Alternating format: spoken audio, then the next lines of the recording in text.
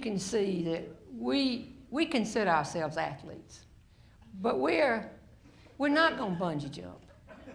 You're not going to get a Christmas card from us skydiving in tandem, with a helmet on our head.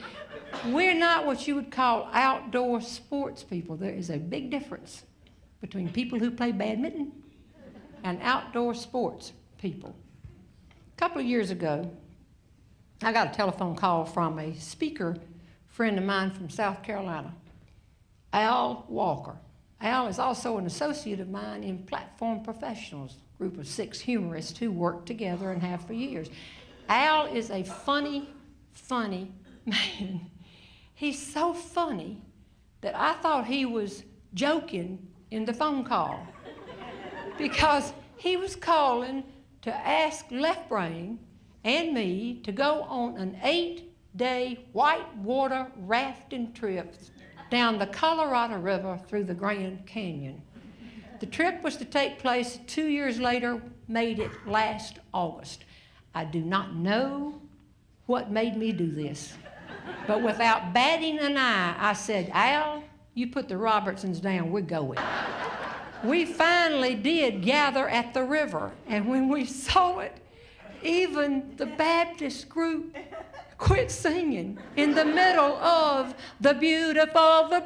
Oh my goodness. It wasn't a clear, cool Colorado River. It looked like chocolate milk swirling around. You wouldn't have bathed in this water. You wouldn't have put your dog in this water. You wouldn't have put your foot in there. It would have stopped the whole thing. And finally somebody said, is this the Colorado? And our guide, Sparky, said, oh, this is it. It's a little muddy now. It's monsoon season. You should have come in June. It's clear in June. Tom Parham said June's when you took the pictures for the website, wasn't it? I finally spoke up and said, Sparky, is it going to be like this all 8 days? And he said, well, Jeannie, I could lie to you. Left Brain standing right behind me said, if somebody hadn't lied to me, I wouldn't be on this.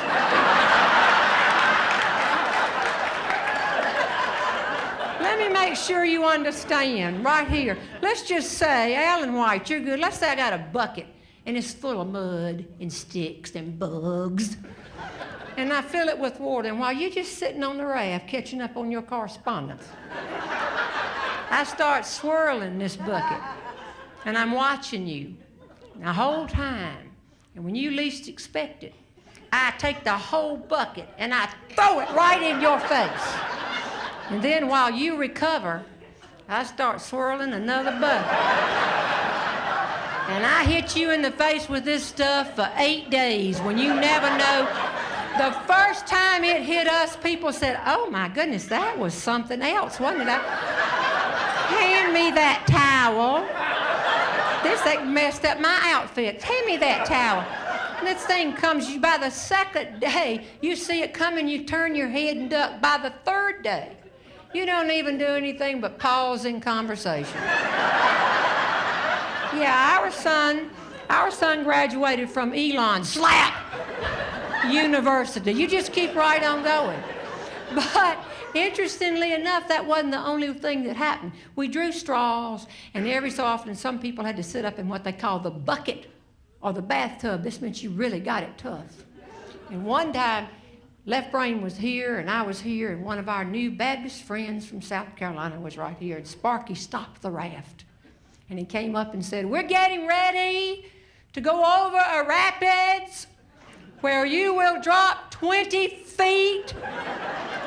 For a few seconds, you will be completely submerged. There are ropes on either side of you. Grasp those ropes. Do not let go. If you let go, you will be swept off the raft, and we will pick you up downriver. And then he left. Left Brain said, what'd he say? He said to hold on. We went down, and have you ever just dropped 20 feet. The water came all over us. We were holding on. You couldn't see any sunlight. And when we came up, I couldn't breathe. I couldn't talk. And I nodded at left brain, I'm alive. He said, I'm alive. And I turned to my new friend on the left. And I said, I don't think I've ever been through anything like that. And she said, you're not a Baptist, are you?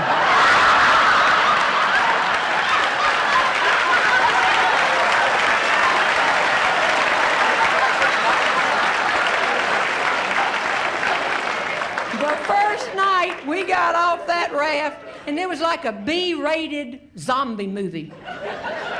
Moving along, mud covered all over us. It was terrible. Within a few minutes, Tom Perrin came up and says, Robertson, I've checked. There's no way out of here. We're stuck on this river for 8 days, 227 miles. But I'm gonna be nice about it because I want to keep my sense of humor about it. But when we get home, you better know I'm gonna burn down your house.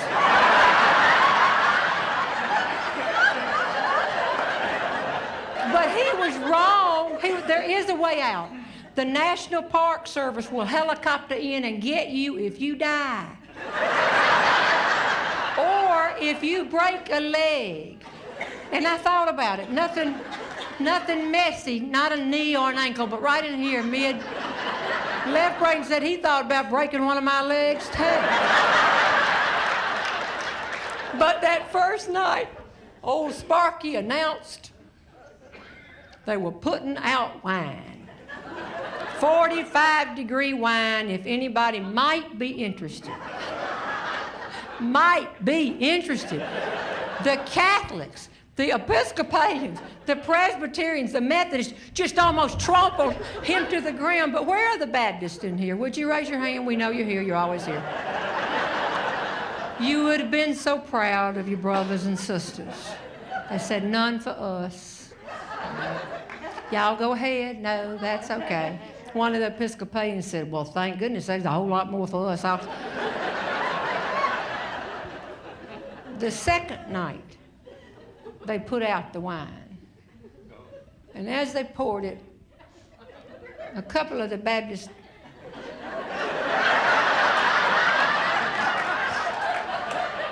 just started coming over, and one of them said, is it real cold? The third morning, we saw the whole choir section huddling with Al Walker. I said, what are they up to? I don't know. They've got a new song, I guess. In a minute, Al took his cup and raked it across the rock and said he had an announcement from the Baptist group. From this point on, what happened on the river stayed on the river.